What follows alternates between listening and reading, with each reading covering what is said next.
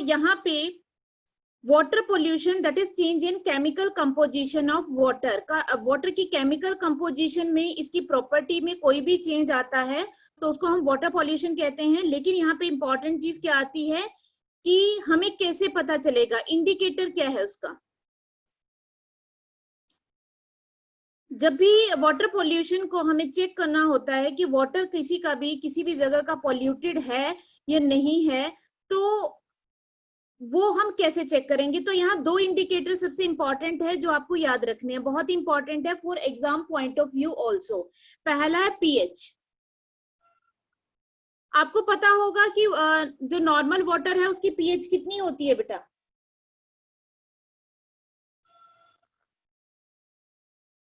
Normal water की pH कितनी होती है? कोई बताएगा आंसर बच्चा?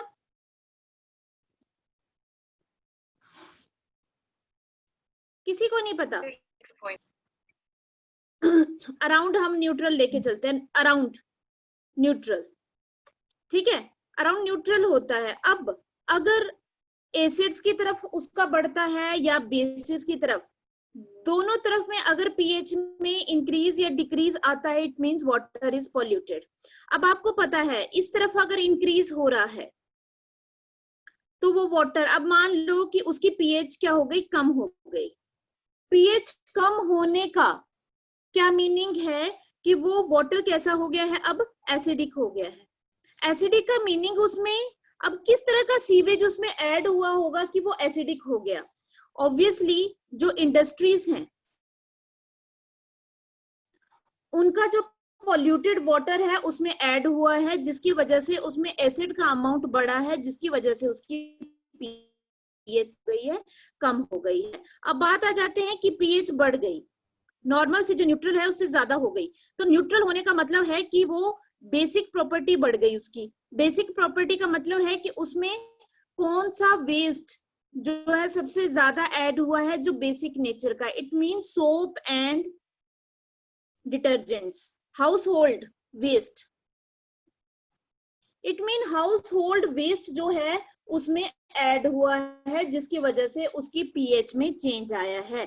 तो ये इंपॉर्टेंट है, आपसे पूछा जाता है कि एक कहीं से किसी वाटर बॉडी से जो है हमने थोड़ा सा सैंपल लिया वाटर का और उसमें हमने चेक किया तो उसकी पीएच जो है कम थी या ज्यादा थी, तो उसमें क्या एडेड हो सकता है। तो अगर लेस होती है, पीएच कम हो रही है तो एसिडिक नेचर है, तो इंडस्ट्री से कुछ इस तरह के एसिड्स हैं जो उसमें जो है जो उस रिवर में छोड़े गए हैं या रिलीज किए गए हैं। और न्यूट्रल का मतलब है कि न्यूट्रल से आगे हो रहा है तो बेसिक नेचर बढ़ रही है। बेसिक नेचर का मतलब वहां पे हाउस होल्ड वेस्ट उस वाटर बॉडी में सबसे ज्यादा जो है वो ऐड हो रहा है। तो फर्स्ट ऑफ ऑल तो पीएच की बात है। दूसरा है कोलीफॉर्म बैक्टीरिया, ये बहुत ही इंपॉर्टेंट है। दो इंडिकेटर क्लियर इंडिकेटर माने जाते हैं बेटा पॉल्यूटेड वाटर के। अब जो हम इकोलाई की कोलीफॉर्म जो है ये कहाँ पे प्रेजेंट होता है? इकोलाई का नाम सभी बच्चों ने सुना होगा, इस्चेरिचिया कोलाई, ये हमारे इंटेस्टाइन में प्रेजेंट होता है। तो the presence of coliform in river water indicate its contamination by disease causing microbes. This is because coliform is harmless, but its presence in river indicates that other more harmful intestinal bacteria may also be present. तो इसका मतलब है coliform अगर present है तो it means और भी जो पैथोजेंस हैं वो वहां पे प्रेजेंट होंगे। ऑब्वियसली एक बात और इंडिकेशन यहाँ पे मिलती है कि जो ह्यूमन एक्सक्रीटा है वो उस वाटर में ऐड हो चुका है। कोलीफॉर्म बैक्टीरिया हैं तो ह्यूमन एक्सक्रीटा के साथ बहुत सारे और पैथोजन भी वहां पे प्रेजेंट होंगे। तो आपने ये दो इंडिकेटर जरूर याद रखने हैं, ये बहुत इंपॉर्टेंट है पॉल्यूटेड वाटर के कौन कौन से इंडिकेटर होते हैं। अब यहाँ पे एक बात आ जाती है पॉल्यूशन, वाटर पॉल्यूशन की बात करें तो आप सभी ने जो है गंगा पॉल्यूशन के बारे में सबसे ज्यादा सुना होगा। हमारी एक काफी बड़ी नेशनल प्रॉब्लम है यहाँ पे, that is pollution of Ganga. ठीक है, यहाँ पे मैं आपको एक बार लाइंस जो है अच्छी तरह से समझा देती हूँ, आपको दिक्कत नहीं रहेगी। Awareness about the problems caused by unthinkingly exploiting our resources has been a fairly recent phenomena in our society. तो जो हम बिना सोचे समझे अपने रिसोर्सेज को एक्सप्लॉइट करते जा रहे हैं, तो ये बहुत ही रिसेंट में यही चल रहा है हमारी सोसाइटी में. And this once this awareness rises, some action is usually taken. तो मतलब क्या है, अगर अवेयरनेस आ गई कि पता सबको ये अवेयर हो गए कि हम बहुत ज्यादा एक्सप्लॉइट करते जा रहे हैं, तो उस केस में हमें क्या करना पड़ेगा, उस केस में हमें क्या करना पड़ेगा, कोई ना कोई स्टेप जो है, एक्शन जो है हमें वहां पे लेना पड़ेगा. ये आपने ध्यान देना है. You must have heard about Ganga action plan. बहुत बार आता है बेटा एक जो है क्वेश्चन गंगा के ऊपर, Ganga action plan. This multi-crore project came about in 1985 because the quality of water in Ganga was very poor. Coliform is a group of bacteria found in human intestine whose presence in water indicate contamination of disease-causing microbes. जो मैंने अभी आपको बताया कि अगर coliform bacteria present है तो इसका प्रेजेंट होना ये इंडिकेट करता है कि वहां पे बहुत सारे डिजीज कॉजिंग माइक्रोब्स प्रेजेंट है. अब यहाँ पे एक चार्ट बहुत इंपॉर्टेंट है, ये आपको ग्राफ दिया हुआ है कि कहाँ से ये अराइज करती है, ठीक है. और यहाँ पे किस तरह से ये कोलीफॉर्म का जो नंबर है वो किस तरह से total coliform count levels in the Ganga, तो वो कोलीफॉर्म का आपको लेवल यहाँ पे बता रखा है किस तरह से इंक्रीज कर रहा है. तो यहाँ पे आप देखें गंगोत्री से राइज कर रही है. मेरे ख्याल से मेरे से ज्यादा आप लोगों को पता होगा कि जो गंगा है वो कहाँ से राइज करती है. आप सभी को पता है ग्लेशियर है गंगोत्री, वहां से राइज करती है. तो जैसे जैसे जो है ये दोनों ईयर्स का यहाँ पे, हालांकि यहाँ पे कलरफुल नहीं है, इंडिकेशन को कलरफुल में नहीं आया है. 2007 और 2011 में जो है ये लिया गया. जो 2007 का है ये नीचे वाला है, जो ये ग्राफ नीचे नीचे जा रहा है, ये आपको आपकी बुक में कलरफुल भी मिल जाएगा, जो आपकी एनसीईआरटी होगी उसमें कलरफुल दे रखा है. तो 2007 में कम था और 2011 में बहुत ज्यादा शार्प राइज किया है. इसमें कोलीफॉर्म के जो है कोलीफॉर्म का जो नंबर है इसमें बहुत ज्यादा राइज कर गया है. तो आपने ये ध्यान रखना है कि यहाँ पे सबसे ज्यादा कहाँ पे राइज कर रहा है कोलीफॉर्म का जो है अमाउंट, जो है नंबर कहाँ थे. देखो देवप्रयाग में बहुत ज्यादा यहाँ पे राइज कर चुका है, होना नहीं चाहिए लेकिन बहुत ज्यादा राइज कर गया. फिर रुड़की है, उसके बाद वाराणसी और आगे जाके जो है गार्डन रीच और दक्षिणेश्वर, यहाँ पे जाके बहुत ही ज्यादा यहाँ पे इनका नंबर बढ़ता जा रहा है. इट मींस जब ये इन सिटीज में होके आगे गया तो यहाँ पे कोलीफॉर्म का जो नंबर है वो बहुत ज्यादा बढ़ गया. इट मीन्स वो जो वाटर है वो बहुत ही ज्यादा पॉल्यूटेड होता जा रहा है. आपने यहाँ पे सिटीज के नाम याद करने हैं जहां जहां पे ई कोलाई का नंबर जो है वो राइज किया है. ये चीज आपने याद रखनी है कहाँ कहाँ पे वो राइज कर गया है. तो 2 ईयर्स का यहाँ पे आपको दे रखा है जो आपको करना है. अब आ जाता है नेक्स्ट, इसमें पॉल्यूशन ऑफ गंगा. यहाँ पे एक पॉइंट है जो मैं आपको बहुत ही इंपॉर्टेंट है. The Ganga runs its course over 2,500 kilometer from Gangotri in the Himalayas to Ganga Sagar in the Bay of Bengal. It is being turned into a drain. देखो ये एक नाले की तरह बन जाती है. Drained by more than 100 towns and cities in UP, Bihar, West Bengal. और इन तीनों में देखो अब यहाँ पे सबसे ज्यादा दिक्कत ये 3 स्टेट कर रही हैं. देखो UP, Bihar, West Bengal, they pour their garbage and excreta into it. Largely untreated sewage is dumped into the Ganges every day. In addition, think of the pollution caused by other human activities like bathing, washing of clothes and immersion of ashes. अब देखो गंगा में आपको पता है कि ashes और unburnt corpses जो होते हैं उनको भी गंगा में ही डाला जाता है. And then industries contribute chemical effluents to the Ganga pollution load. And the toxicity that kills fish in large section of river. अब यहाँ पे ये इंपॉर्टेंट है कौन सा प्रोग्राम जो है अब चल रहा है इसके ऊपर. Namami Gange programme is an integrated conservation mission approved by flagship programme by the union government in June. अब ये आपको अच्छी तरह से लर्न करना पड़ेगा, मैं टेस्ट भी ले रही हूँ, उनमें से क्वेश्चन डालूंगी मैं. It was launched to accomplish the twin objective of effective abatement. 2 objective हैं इसके. ये जो प्रोग्राम है नमामि गंगे, इसका जो है किसकी फ्लैगशिप के अंडर वर्क कर रहा है? यूनियन गवर्नमेंट के अंडर। तो इसके 2 ऑब्जेक्टिव हैं, abatement of pollution, conservation and rejuvenation of river Ganga. पहले तो वहां के पॉल्यूशन को कंट्रोल करना है, उसके बाद गंगा की रिजुविनेशन करनी है, उसमें जो लाइफ है, जो फिशेज हैं, जो उसके अंदर क्रिएचर्स हैं, वो वहां पे प्रेजेंट हो।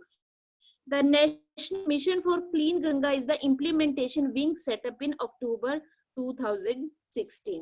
तो ये पॉइंट और ये पैराग्राफ आप सभी बच्चों को याद होना चाहिए कि किस तरह से जो है ये जो वाटर है गंगा का वो किस तरह से पॉल्यूट होता जा रहा है और हमें उसे कैसे बचाना है। ठीक है, अब हम आ जाते हैं आपके नेक्स्ट टॉपिक पे जो आपने काफी पहले भी किया होगा। कौन सा है? Water harvesting. ये आपने काफी सारे कई बार मॉडल्स भी बनाए होंगे वाटर हार्वेस्टिंग के ऊपर। क्या होती है वाटर हार्वेस्टिंग? कि जब भी रेनिंग होती है हम उसके वाटर को कैप्चर करते हैं, चाहे विलेजेस में या टाउन्स में, और इसको हम जो है किसी ना किसी बाद में किसी यूज करते हैं। तो चाहे वो रूफ टॉप्स का वाटर है, चाहे लोकल कैचमेंट्स का वाटर है, चाहे सीजनल वाटर है जो रेनी सीजन में आता है, या फिर वाटर शेड के थ्रू हम उसको कलेक्ट करते हैं, लेकिन हम उस वाटर को बाद में यूज करते हैं। चाहे खुद के लिए यूज करें, वो एक सेपरेट इशू है, वो तो रेन वाटर हार्वेस्टिंग है जो हम अपने लेवल पे करते हैं। लेकिन पॉन्ड्स में भी कलेक्ट किया जाता है तो उसको भी वाटर हार्वेस्टिंग ही कहते हैं। इसका मतलब क्या है? means capturing rain where it falls। जहां पे भी रेनिंग होगी उसको कैप्चर करना, उस वाटर को कैप्चर करना। और कैप्चरिंग द रन ऑफ, या हम कह देते हैं ड्यूरिंग रेनी सीजन क्या होता है? रन ऑफ वाटर, जो ऊपर से जा रहा है उसको कैप्चर करना। And taking measure to keep water clean, not by allowing polluting activity take place in the catchment area. Catchment area उसको कहते हैं, यहाँ पे वर्ड यूज हो रहा है बेटा कैचमेंट एरिया, कि जिस पूरे एरिया से हम वाटर को जो है कलेक्ट कर रहे हैं, दैट इज कैचमेंट एरिया। तो वाटर हार्वेस्टिंग किस किस वेज के थ्रू हम कर सकते हैं? जैसे वेज की बात करते हैं, कैसे कैसे कर सकते हैं। तो पहला आ जाता है कि जो रूफ टॉप्स हैं वहां से जो रेनिंग का वाटर होता है उसको कैप्चर करना, या आपकी लोकल कैचमेंट्स हैं। लोकल कैचमेंट क्या होती हैं? अलग अलग बेटा स्टेट्स में अलग अलग तरह की कैचमेंट होती हैं। जहां पे हम आप हिली एरियाज में हम कहते हैं क्या होता है? लैडर लाइक होते हैं, जो उनकी क्रॉप फील्ड्स होती है वो लैडर लाइक होता है उनका। तो उनमें से साइड्स में से उन्होंने बनाए होते हैं स्पेशल कैचमेंट जहां से वाटर को वो कलेक्ट करते हैं। तो अलग अलग स्टेट्स में अलग अलग तरह का मैनेजमेंट मिलेगा आपको। इसके अलावा सीजनल वाटर जो रेनी सीजन में होता है उसको कैप्चर करना। और इसके अलावा एक लास्ट पॉइंट है वाटर शेड मैनेजमेंट। आपने मेरे ख्याल से वाटर जो हार्वेस्टिंग है सभी बच्चों ने सुन रखा होगा कि कैसे वाटर हार्वेस्ट किया जाता है, किस तरह से हम वाटर को हार्वेस्ट करते हैं। लेकिन अब यहाँ पे एक आता है वर्ड वाटर शेड मैनेजमेंट। क्या किसी बच्चे को पता है what is water shade management? कोई भी बच्चा आंसर कर सकता है कि क्या ये वर्ड सुना गया है, आपने सुना है वाटर शेड मैनेजमेंट क्या होता है? यस और नो आंसर किया करें जल्दी से। स्टूडेंट सारे यहीं पे हैं या क्लास छोड़ के जा चुके हैं? 24 स्टूडेंट्स है, एक आंसर नहीं आ रहा। वाटर शेड मैनेजमेंट सुना है या नहीं सुना है बेटा? मैम यस तो कर सकते हैं, आंसर नहीं पूछूंगी, बट सुना हुआ है water shade management? Yes ma'am. अच्छा चलो, सुना हुआ है ये भी बहुत बड़ी बात है। ठीक है, हम करते हैं क्या होती है वाटर शेड मैनेजमेंट, क्योंकि बाकी चीजें तो आप पहले कर चुके हैं, आपको रेन वाटर हार्वेस्टिंग का भी पता है। तो अब हम करते हैं वाटर शेड मैनेजमेंट कैसे किया जाता है और होता क्या है ये।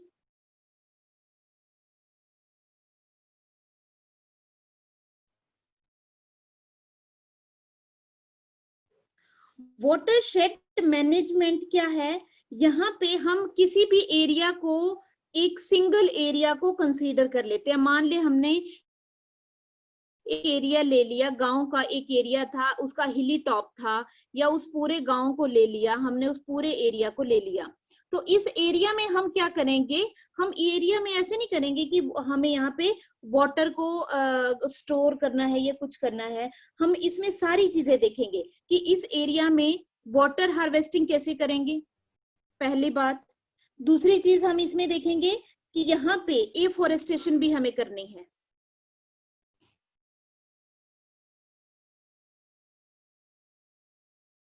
एफोरेस्टेशन मतलब वहां पे प्लांटेशन भी करनी है। अगर उस एरिया में प्लांट्स कम है तो प्लांट्स ग्रो करने हैं, रेनिंग हो रही है तो वहां पे सारे वाटर को हार्वेस्ट करना है।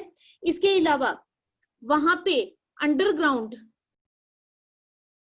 वाटर है, उसके लेवल को राइज करने की कोशिश करनी है हमने। इसके अलावा और क्या करना है हमें, यहाँ पे वहां की जो सोइल है और सोइल कंजर्वेशन करनी है। देखो, वाटरशेड मैनेजमेंट एक बहुत बड़ा जो है प्रोजेक्ट होता है, जिसमें मान लो क्या हुआ, कई बार क्या होता है कि एक एरिया था पहले, वहां पे अंडरग्राउंड वाटर का भी बहुत अच्छा जो है लेवल था और वहां पे ट्रीज भी थे, लेकिन किसी ना किसी रीजन की वजह से वहां पे ये खत्म होता जा रहा है। तो हम एक एरिया पूरा कंसीडर करते हैं, उसमें हम वो स्टेप उठाते हैं ताकि वहां पे जो भी रेनिंग हो रही है उसके वाटर को हम हार्वेस्ट करेंगे। वहां के जितने भी पॉन्ड्स हैं उनको रिजुविनेट करेंगे, दोबारा से जो पॉन्ड्स खत्म होते जा रहे हैं उनको हम रिजुविनेट करेंगे ताकि वहां पे वाटर को कलेक्ट किया जा सके। वहां पे प्लांटेशन करेंगे। प्लांटेशन करने से क्या होगा, क्योंकि वहां पे सोइल इरोजन कम से कम होगा, वाटर वहां पे रिटेन्ड होगा, मॉइस्चर का जो वहां का वाटर साइकिल है वो इम्प्रूव हो जाएगा। अंडरग्राउंड वाटर के लेवल को हम बढ़ाने की कोशिश करेंगे, बहुत सारे मेथड्स हैं जिससे हम बढ़ाएंगे। सोयल की कंजर्वेशन करेंगे, वहां पे जो सोयल की क्वालिटी, अगर बेटा सोयल को कंजर्व नहीं करोगे तो वहां पे प्लांट्स वैसे ही नहीं ग्रो कर पाएंगे। तो वाटरशेड मैनेजमेंट में बहुत सारे कंसेप्ट्स आते हैं, इसमें हॉर्टिकल्चर भी आता है, पास्चर डेवलपमेंट भी आता है, वहां के रिसोर्सेज को डेवलपमेंट करना वो सारा आता है with the help of local people, जो वहां के लोग हैं। अब आपने, अच्छा इसका वाटरशेड मैनेजमेंट का मैं एक एग्जांपल देती हूँ कि विलेजेस में जो बड़े बड़े पॉन्ड्स थे, आप हरियाणा की बात करें, बहुत बड़े बड़े पॉन्ड्स थे, क्योंकि हरियाणा में जो विलेजेस में है वो काफी बड़े बड़े पॉन्ड्स मैक्सिमम जो है विलेजेस में पाए जाते हैं। लेकिन अब वो सारे के सारे जो है वो क्या हो चुके हैं, वो डिग्रेड हो चुके हैं या उनमें यूट्रॉफिकेशन हो रहा है, धीरे धीरे सारे खत्म होते जा रहे हैं। अब एक प्रोजेक्ट चलाए जा रहे हैं जिनमें इन पॉन्ड्स को साफ किया जा रहा है, इनके एरिया को दोबारा से बढ़ाया जा रहा है, ताकि, क्योंकि वो पॉन्ड्स जो है वाटर को बहुत लॉन्ग ड्यूरेशन तक वहां पे स्टोर करके रखते हैं और वहां पे उस पॉन्ड की वजह से वहां का एनवायरमेंट है उसमें मॉइस्चर बना रहता है। तो ये पॉन्ड जो है इनको दोबारा से रिजुविनेट करना, ये वाटरशेड मैनेजमेंट के अंडर ही आता है। तो कौन कौन से स्टेप हैं, सबसे पहला स्टेप कौन सा लिया जाता है जब हम वाटरशेड मैनेजमेंट करते हैं, तो कुछ स्टेप्स को हम फॉलो करते हैं। कौन से स्टेप्स हैं? पहला स्टेप हम लेते हैं, आइडेंटिफाई करेंगे एरिया, आइडेंटिफिकेशन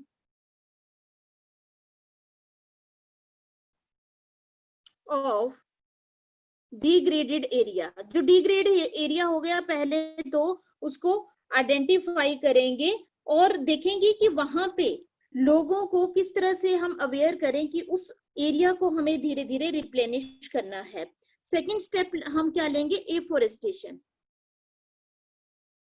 वहां पे पहले तो ट्री ग्रो करेंगे, क्योंकि जब ट्री जहां पे ज्यादा होते हैं वहां का वाटर साइकिल जो है ऑटोमेटिकली इंप्रूव हो जाता है। उसके बाद हम थर्ड जो स्टेप उठाएंगे वो हम क्या करेंगे, hold rain water by different methods.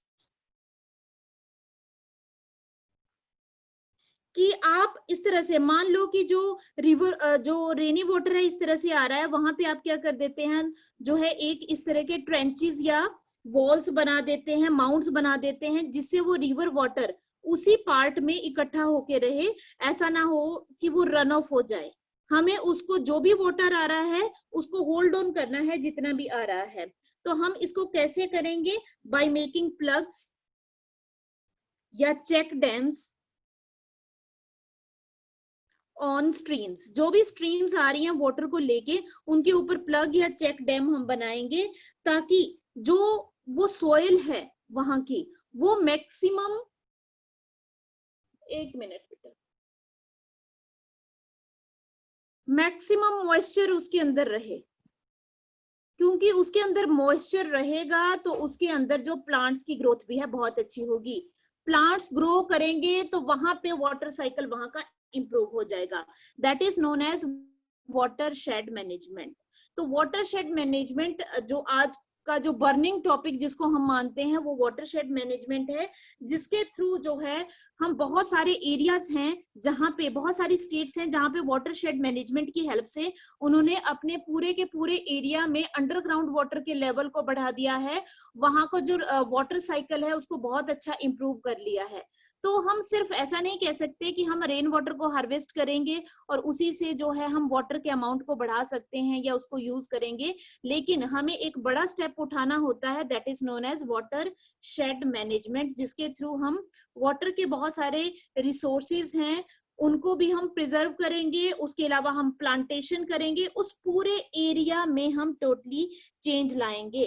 क्योंकि अगर पूरा एरिया में, अब मान लो कि आपने, एक स्टेप होता है रेन वाटर हार्वेस्टिंग, आपने रेन वाटर हार्वेस्ट कर लिया, लेकिन उससे क्या फायदा होगा? उससे ज्यादा फायदा नहीं होगा, क्योंकि जब रेनी सीजन ओवर हो जाएगा उसके बाद वहां वाटर की शॉर्टेज होगी, तो वहां पे वही प्लांटेशन, वहां पे प्लांट्स जो है ग्रो नहीं कर पाएंगे। तो यहाँ पे इन्होंने ओवरऑल कंसेप्ट लेके चला है ताकि वहां का हम मॉइस्चर का, सॉइल की क्वालिटी इंप्रूव करें, वाटर के लेवल को इंप्रूव करें, ताकि पूरे के पूरे एरिया में जो वाटर आ रहा है वो लॉन्ग ड्यूरेशन के लिए वहां पे रिटेन्ड रहे।